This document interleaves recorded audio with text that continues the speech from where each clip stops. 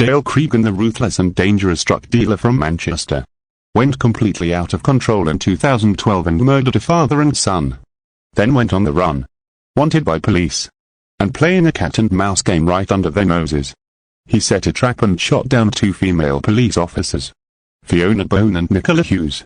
It was a crime that took Britain by storm. Cregan, born in Tameside, Manchester on the 6th of June 1983 and grew up in Drelsden, where he attended school and began to deal cannabis and reportedly developed a fetish for knives. He spent 18 months living with his sister in Tenerife. Upon his return, Cregan began collecting firearms until he possessed around 10 weapons, including machine guns. By the age of 22, Cregan had begun dealing cocaine, claiming $20,000 a week in profits, but always giving his official job as a plasterer. Cregan is known as One Eye due to his missing left eye, which is believed to have been carved out with a knife under circumstances unknown. He has told friends it was the result of a brawl in Thailand. During his 17-week trial, Cregan had to take out his false eye as he left and returned from court to ensure officers could check he was not hiding anything in the empty socket. Dale Cregan and members of his crew entered the Cotton Tree pub in Drelsden, armed with guns on the 25th of May 2012. Cregan shot and killed 23-year-old Mark Short, with Mark Short's father David being the real target but was in the bathroom before they entered. Cregan and his crew quickly exited, leaving behind David Short. For the time being, that is. Cregan was arrested in June 2012 in connection of the murder of Mark Short. With insufficient evidence, he was bailed pending further inquiries. Dale Cregan was free and would go on to commit more shocking murders. Cregan, now armed with hand grenades, was more determined than ever to kill David Short, a rival gang member, and worried he would seek revenge for his son's death. Cregan was rumored to want to kill the grieving father at his son's graveside. David Short would visit his son's grave almost every day, but when he was not there on August 10, 2012, Cregan could wait no longer and went to his house in Clayton, accompanied by his accomplice Anthony Wilkinson. David Short was at first unloading furniture from the boot of his car. He was able to flee into his house, where the 2 men bursted in and Cregan shot him 10 times as he was moving through the house, even having a gunshot to his head. Cregan detonated a hand grenade on his body before he left. Now Cregan was wanted by the police for murder. Nobody was willing to give him up, and he didn't run far, staying within his area and keeping one step ahead of the police every time they looked for him. Cregan's family's homes was getting searched by the police, frequently looking for him and tracking his family to see if they could lead them to his whereabouts. This infuriated Cregan, who hated the police with a passion for what he classed as them terrorizing his family and wanted revenge. After 5 weeks on the run from the police, Dale Cregan turned up at an associate's house in Mottram on the 17th of September 2012. Alan Whitwell, a barber, was held hostage by Cregan, who demanded a haircut and a bath. He kept his Glock pistol on the arm of the sofa and a hand grenade on the fireplace, which he referred to the grenades as his little pineapples. Cregan had a haircut and beard trim, because he wanted to look good in court. It was his last day of freedom, he said. He sat drinking beers and smoking cigars to celebrate his final day of freedom and made small talk with Whitwell, who feared for his life. Whitwell went to collect one of Cregan's friends, Stephen Garvey, who was not expecting Cregan and did not want to come, but in the end agreed and went to the house. Cregan used the phone through the night trying to get cocaine and looking himself up online on a laptop. All the while Alan Whitwell's girlfriend and young child was upstairs in total fear, as what she called it, a night of terror.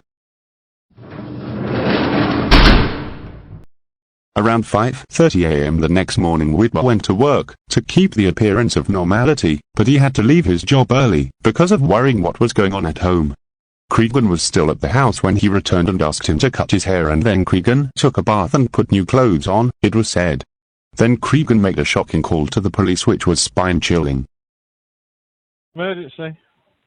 Someone just threw a big concrete slab through my back window and ran off. Of the house or a car? What are we talking? No, sorry, in my back window in the house. In the house. What's the address there, please? 30 Abbey Gardens, Mottram.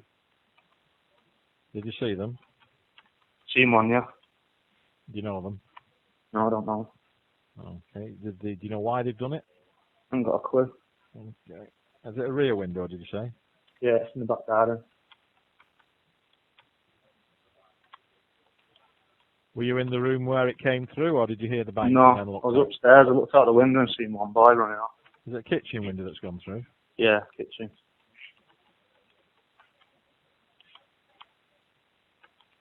So it's just happened prior to you ringing, has it? Yeah. Yeah. And it's a piece of concrete, yeah. Yeah, it's a piece of concrete at the corner of a paving stone.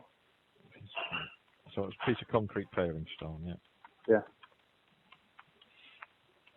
So it's all one person running off, yeah. Yeah. Which way have they ran? What direction? Ran there. There's like a field at the back, and I've just seen him running over the field. I can point it out to the officer. Which fields? What road is the field on? Is it off Abbey Gardens or? Kind of, yeah, but you. Not on the other side of Ashworth Lane. Yeah. So they've gone toward Broadbottom Road across the field. No, not that. Yeah, kind of, yeah. It's weird where it is because there's like other gardens and then a bit of a field that you can see out the window, and that's where I've seen him. Is it in the general direction of Mottram Church or the other way? Yeah, the other way. The other way. So they've gone onto the estate, further towards John Kennedy way. Yeah, that's it. Yeah. Okay.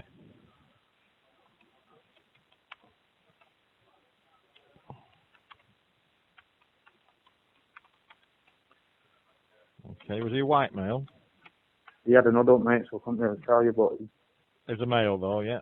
yeah, he was a male. You know how old he was? No, but he was about my size, about 5'9". Was he slim, Medium build. Medium build. Medium. And what was he wearing then? Black coat with a hood up, grey tracksuit bottoms. Black hooded coat.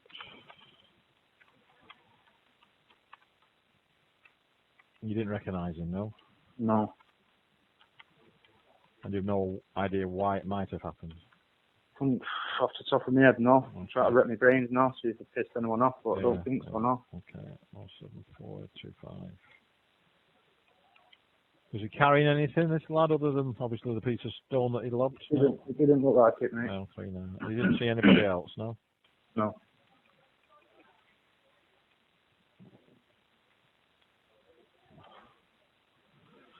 Your name, please? Adam. What's your second name, Adam? Gartry. Sorry, spell that for me, please. Gar. Yeah. G-R-E.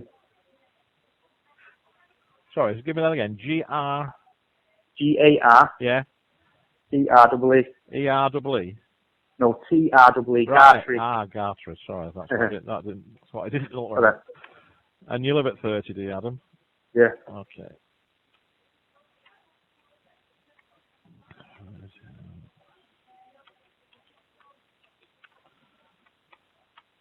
And you think it's an act of damage as opposed to somebody trying to break into the house, do you? Possibly, yeah. That's what I'm thinking, because if you look through that window, I'm decorating at the minute, so there's no curtains up. If you look through the back window, you can see the plasma, so I'm wondering if they've So you're thinking done it for this. where they've broken the window, is it near a handle or anything to open another window? Quite a big window, actually, so they would have had no problem getting through. Climbing through, okay. Okay.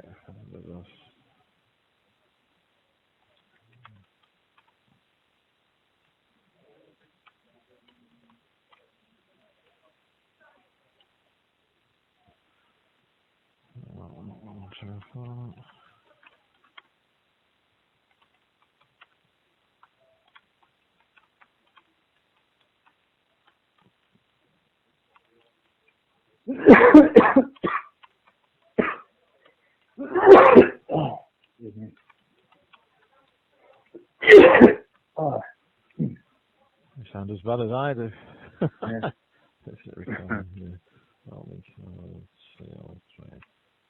Right, I'll get an officer up there, have a look round, see if they can see anybody similar, and then they'll come and see you. All right, Adam?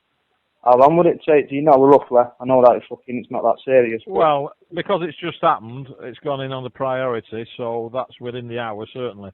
But okay. They'll try and get up there as soon as, if there's a possibility he's still knocking about. All right then, thanks very much. Okay. I'll wait. I'll be waiting. All right, Adam. Bye. Bye. Shortly later, PC Verona Bone 32 and PC Nicola Hughes 23 attended the call. off-guard thinking it was nothing more than a broken window. Both female officers were not harmed except for one single taser carried by PC Bone. As the officers walked through the garden gate, Cregan opened the door with the Glock pistol in his hand. He had allegedly shot Mark and David Short with the same gun some months earlier. Both officers were shot to the chest. The body armor they were wearing protected them and the bullets did not penetrate. The officers made a tactical retreat, Bone moving to the right, out of the line of fire, and her colleague turning to run up the path. As she retreated, more shots were fired. PC Hughes was shot just below her armored vest, in the middle of her back, and was immediately paralyzed, causing her to fall forward onto the path. As she was falling or lying flat on her stomach, she was shot 3 more times. Cregan then turned his attention to PC Bone. She was trapped in front of the lounge and he discharged 24 shots at her. Some struck the officer, others the house. She managed to draw and fire her taser, but it was discharged into a hard surface, probably the paving. Such was the speed of the attack upon the 2 officers that only a matter of 31 seconds had elapsed between Nicola Hughes switching off the engine of their vehicle and Fiona Bone firing the taser. Most of the bullets struck her body armor or the wall at the front of the house, but she was the central target. Fiona was shot between 5 and 8 times, receiving a total of 8 gunshot-related injuries. She was killed by a perforating shot to the other side of her chest. Cregan was not finished. He allegedly turned back to Hughes, who lay paralyzed on the floor, and shot her 6 more times, in the back and the side of her head. 4 of the shots caused potentially fatal wounds. In total, Cregan is said to have fired 32 bullets, emptying the extended magazine of 9mm cartridges. Finally, just before speeding away from the cul-de-sac in a BMW, Cregan launched a fragmentation grenade towards the garden where the officers were lying, the court heard. The grenade, his usual calling card, caused further injuries to PC Hughes but did not contribute to her death. There is no doubt Dale Cregan sped at high speeds to the police station because if caught by armed police, who wouldn't have been far behind? He was scared he would be shot and killed.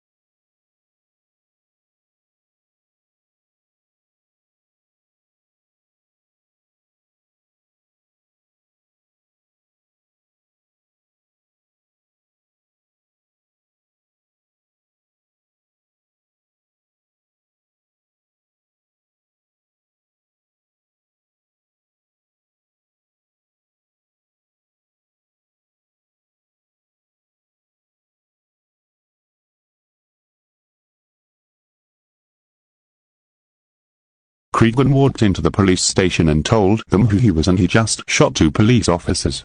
Cregan straight away put his hands over the desk to be handcuffed. The officer on the desk kept hold of his wrists and immediately jumped over the desk and handcuffed him, taking no risks of Cregan pulling out a gun and shooting him.